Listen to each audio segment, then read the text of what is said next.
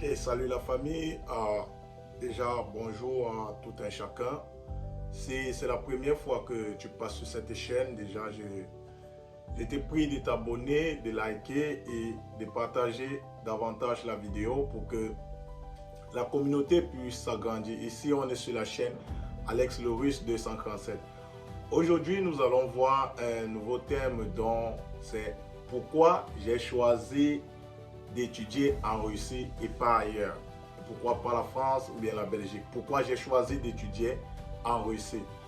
Là, je vais d'abord, pour en venir à ce thème, je vais dire que la Russie est un pays dont, selon la FMI ou bien selon la FMI, elle est classée la 9e puissance économique. Et selon la Banque mondiale, elle est 11e. Également, la Russie est un pays dont c'est la première puissance nucléaire. C'est la première puissance nucléaire.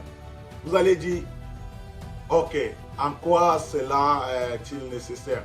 Déjà, c'est pour en venir avec la qualité des études, qui est dans le premier point. La qualité des études.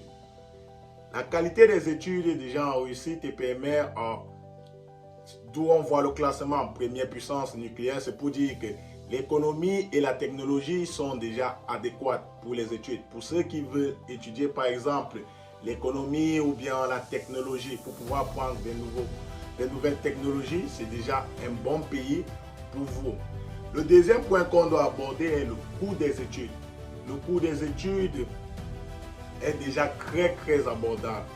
Par exemple, dépendant de l'université et des villes, on va se retrouver à payer des scolarités allant de 80 000 à 500 000 euros, par exemple.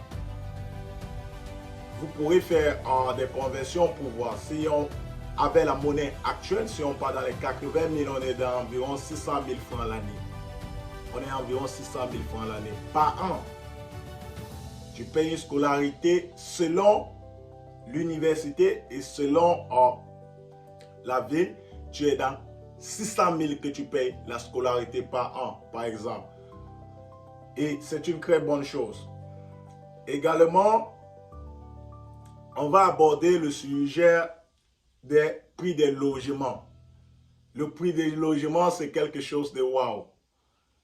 Waouh, pourquoi? Parce que je vais dire que tu te retrouves à payer un logement par mois à 1000 euros. 1000 euros. Avec la monnaie actuelle, nous sommes en novembre 2024. Avec la monnaie actuelle, tu es dans 6000 francs CFA. Environ 10 euros par mois que tu payes. Ce qu'on ne rencontre nulle part ailleurs. Par exemple, si tu es en France ou bien en Belgique, tu ne pourras pas voir un logement où tu payes 6000 francs CFA par mois. Certes, ce n'est pas trop le luxe, vous êtes 2, 3 ou 4 par chambre maximum, mais déjà, tu as toutes les commodités à ta disposition. C'est pour dire, il n'y a pas de facture d'électricité ou bien d'eau que tu payes. Tu as à ta possession une machine à laver pour te permettre de nettoyer tes habits. Vous pouvez voir à quel point le coût des logements est très moins cher. 1000 roubles par mois, dépendant de la ville et de l'université où tu te trouves. Mais à partir de 1000 euros. C'est pour dire que les logements en Russie sont très moins chers. On va également parler du coût de la vie. Dépendant de la ville, et tu vas te retrouver à dépenser 10 000 euros par mois, par exemple. Si tu te retrouves dans une petite ville, tu serais dans les 10 000 euros. C'est pour dire que tu as environ 60 000 francs CFA par mois que tu dépenses comme nutrition. Parce que le coût de la vie est très moins cher. Tu vas te retrouver dans les magasins à acheter des choses très moins chères.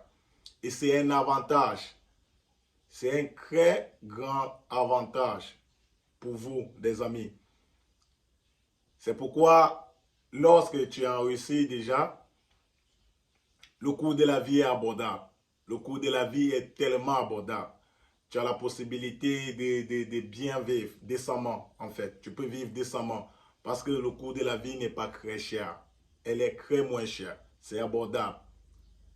C'est pour dire, si on additionne le logement et la nutrition, tu as 11 000. Tu as 11 000 par mois de dépenses. T'es logé et t'es nourri. 11 000. C'est pour dire que tu es dans, disons, 70 000 francs par mois que tu as dépensé. Même dans nos pays africains, il est difficile parfois pour nous de vivre avec 70 000 francs par mois. Très difficile. Mais la Russie te donne cette possibilité de pouvoir vivre avec 70 000 francs par mois et tu vis de façon décente. Tu vis de façon décente. On va également parler de l'admission dans des universités. L'admission dans des universités est également plus facile. C'est également plus facile parce que là, même pour l'obtention d'un visa, on ne doit pas te demander des garants financiers, comme dans d'autres pays ailleurs, comme la France où on va te demander soit un garant financier ou bien une prise en charge et tout ça. Ça fait que tu dépenses énormément. Tu vas te mettre à prêter de l'argent ou bien chercher quelqu'un qui va être ton garant. Alors que la Russie ne te demande pas de garant financier. Ce n'est pas quelque chose de waouh, les amis. C'est quelque chose vraiment que c'est formidable. Et ici déjà, une admission dans une université, on ne veut pas savoir quel type de bac tu as. C'est pour dire, on va se rendre compte que tu vas voir quelqu'un qui a un bac littéraire et se retrouve dans une filière de médecine.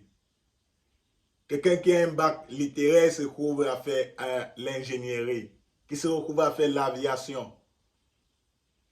C'est pour dire que peu importe le bac que tu as, que ce soit littéraire ou scientifique, tu as la possibilité de faire toutes les filières. Toutes les filières. Ça, c'est un très grand avantage pour nous, les amis. On va également parler de la reconnaissance des diplômes. Déjà, la Russie a signé, est dans la convention de Bologne qui les permet que les diplômes obtenus en Russie sont reconnus dans la plupart des pays européens. C'est pour dire que tu peux prendre ton diplôme en Russie, tu peux travailler dans un pays qui est dans la convention de Bologne en Europe parce que c'est reconnu. Voilà à peu près les grands avantages pourquoi étudier en Russie. Pourquoi j'ai opté les études en Russie. Si déjà, toi, tu vois que ces avantages sont bien pour toi, que ce soit avec le cours de la scolarité, que ce soit avec l'admission, que ce soit avec la reconnaissance des diplômes, que ce soit avec le cours des logements, que ce soit avec le cours de la vie, tu vas te rendre compte que les études en Russie sont plus adéquates pour nous, Africains. Certes, il y a quelques inconvénients, comme par exemple la barrière de la langue qu'il faut étudier. On va revenir dans des prochaines vidéos sur comment est-ce qu'on peut bâcler cette barrière de la langue. Comment est-ce qu'on peut faire pour pouvoir mieux apprendre cette langue russe. Quelles sont les techniques qui ont permis que je puisse m'en sortir dans l'apprentissage de la langue russe jusqu'à communiquer avec ces locaux, comment communiquer avec ces Russes. On va revenir sur ces vidéos, sur une prochaine vidéo et parler de ce thème la prochaine fois. Merci déjà de m'avoir écouté et si vous avez aimé la vidéo, juste marquez un gros pouce, de partager et de s'abonner si vous ne l'êtes pas déjà. Et on dit à très bientôt. Ciao, ciao.